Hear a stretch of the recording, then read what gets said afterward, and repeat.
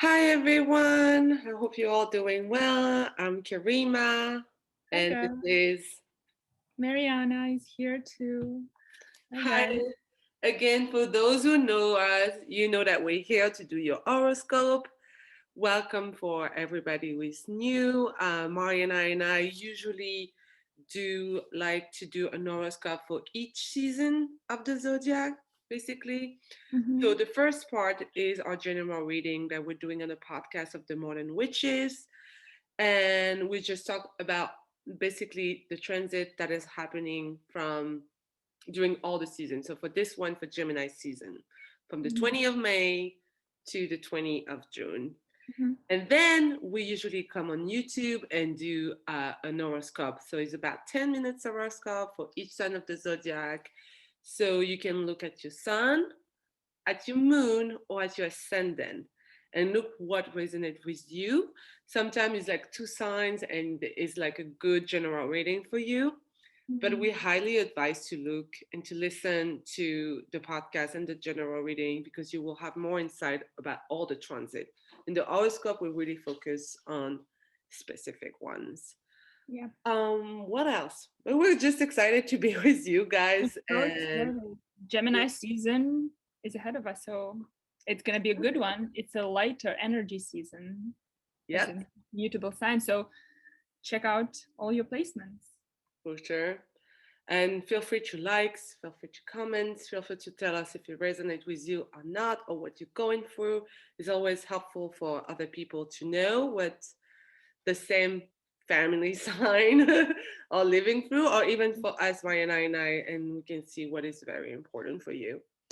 For sure. So I Now we're think gonna that's do it. the sign by sign. So go Go ahead and. for it. Hi, dear Cancers. Welcome to your Gemini season horoscope. We're so happy to see you, Karima and myself.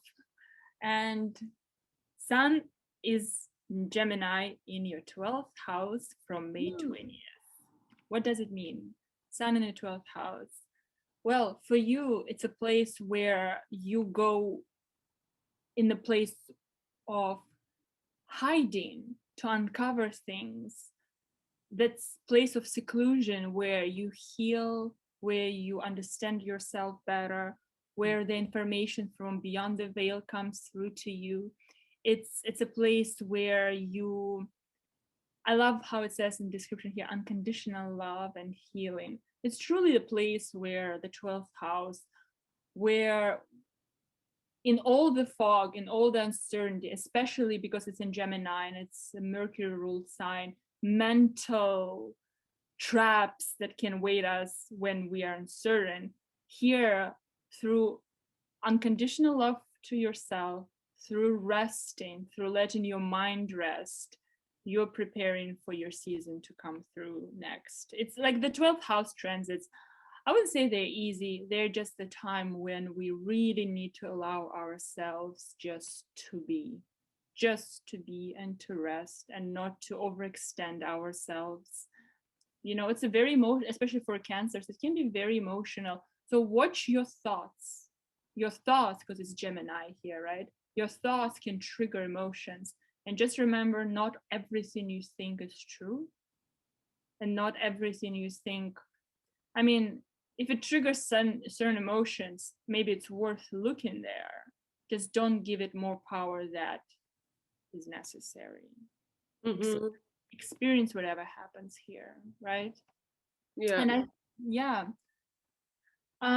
Also, you have a lot of activity in your 10th house, which house of in Aries for you, which is the house of career, of status, of worldly achievements, of how we've been seen in the world. And here you have both planets of action and very masculine energies going, Mars and Jupiter going into Aries, being in Aries. And here, a lot of focus is on your work. A lot of focus is on your visibility in this world, Yeah. right? But because we have Mercury retrograde in your 11th house here, right? In the beginning of Gemini season in Taurus, it might be a good time, like for everyone else, to do the planning, but not make any bets just yet. Not to put all your cards in one basket, not put all your eggs in one basket yet. Yeah. Not, just feel like there's so much emotions going on in the 12th house. So there can be a little bit of a fog in your mental landscape to make any major decisions, It's true. And it's funny because like you have at the same time the sun in Gemini in the 12th house, which is a very, what Mariana said, a hiding place, a resting place, a place where you kind of review, heal, where we need to heal and shade basically our skins. But at the same time, you have Mars and Jupiter in Aries in the 10th, which is very out in the world, which is very about what you want to do in the world and how you want to be seen in the world. So there's a lot of movement into your career. So it's a weird thing because it seems like you enter a phase of your life when your career and your status is going to be very important for you, and you're going to want to move forward into that direction. And at the same time, you have the sun in 12th house, which is a conscience that is asking you also to work in kind of a hiding place, in preparation. There's a time of preparation with that season of Gemini. I do feel you're going to feel the energy of Mars and Jupiter moving forward into your career, but I think it's not like starting something right away and put it into the world. It feels like it's still a time of preparation. Even after Mercury retrograde with the sun in Gemini, it's like, I will say an example, like writing a book. You're writing a book. I know it's going to come out, and the 10th house is showing you that it's going to be big and important in your life. But it's a time when you have to like separate from the world and have time to focus and create your own craft to be able to present. And I do think Cancer season, your season that's coming on June 20, so just after Gemini season, is going to be the time that is going to be you and what you want to do in the world, and start to put up the cards, say to everyone, and start to make your plan in motion. But it's still with the sun in Gemini, kind of prepping you to that moment of shyness. It's so true. I love the example with the book because it's like really good, like reflection of what it could symbolize for a lot of cancers, especially Cancer rising people. It's like, for example, you might be because Jupiter, like sun in Gemini, Gemini is about learning. You might finish learning something. You might like need to brush behind the scenes, do some work in order. Once Mercury goes direct, when sun goes into Cancer, you are ready to really present yourself full with what you know, what your skills are now. And Venus goes into Taurus on May 28th in your 11th house, and make the connections and figure out which community you want to be a part of. Maybe will have to do with women. Maybe women and community of females will play a huge role in your life. Maybe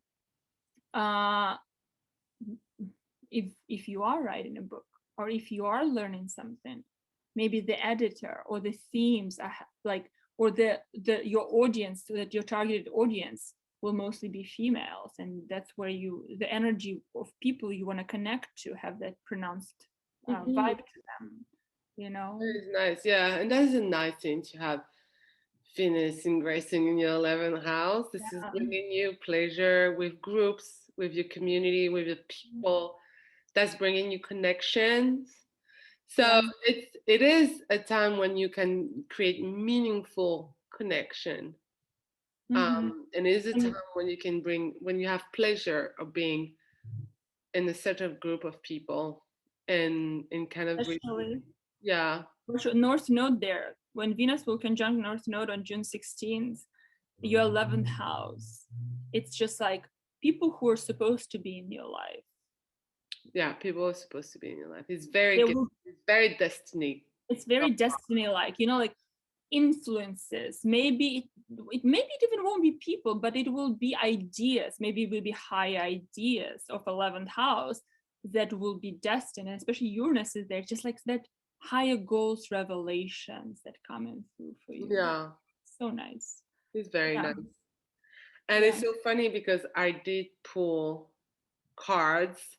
So one just flew away, which was very interesting because, like, we were talking, it flew away when we were talking about Mars and Jupiter in your part of the chart, Aries. And Aries in the tarot card is represented by the Emperor. Ooh.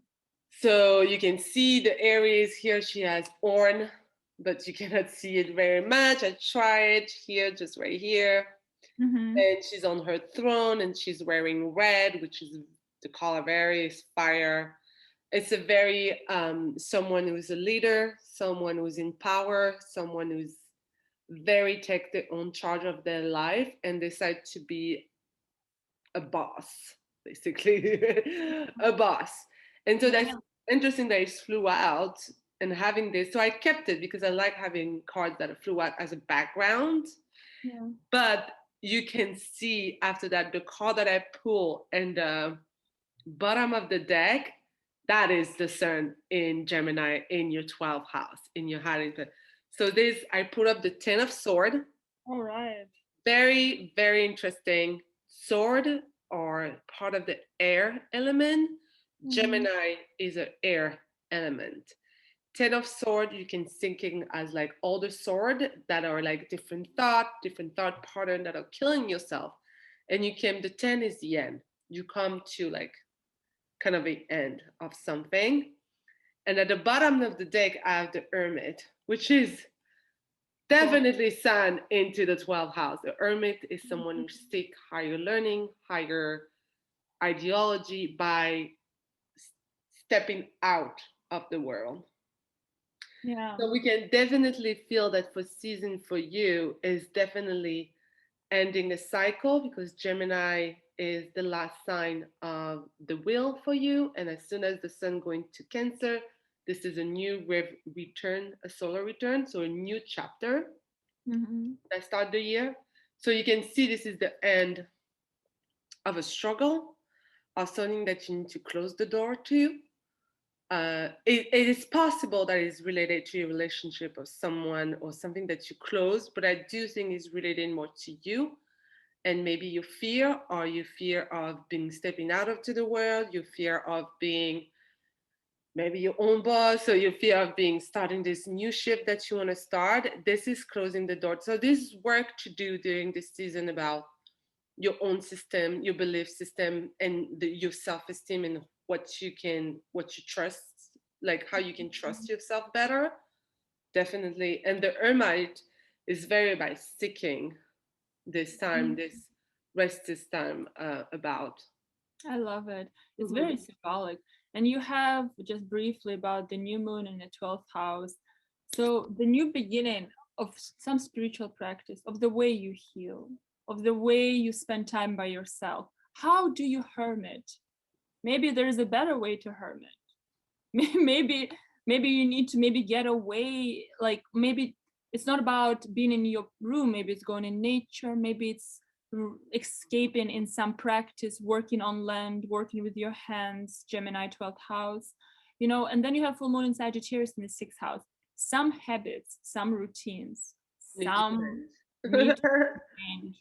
Full moon, something, and in Sagittarius, maybe it's concentration, maybe it's with organization, maybe it's with structure and calendar work, and maybe how do you, because Sagittarius can be a little bit like here, there, everywhere, right? Yeah. And maybe for you as a Cancer, it doesn't work. Maybe the routine has to change. Maybe you actually do need more freedom in your routine. Yeah.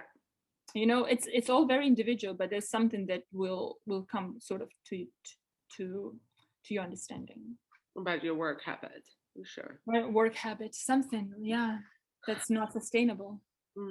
But this is a beautiful season for you, and it's very exciting. It's kind of like the last shift before starting, because the year for you, it's It is exciting when you see the 10th house is very career oriented, is very shining, like it's very exciting. Yeah, absolutely. I love this. Well, Cancers, good luck. Good luck, Cancer. We love you. We love you. Kisses from us. And we hope you have a good Gemini season. Good Full of Gemini bliss. season. Bye.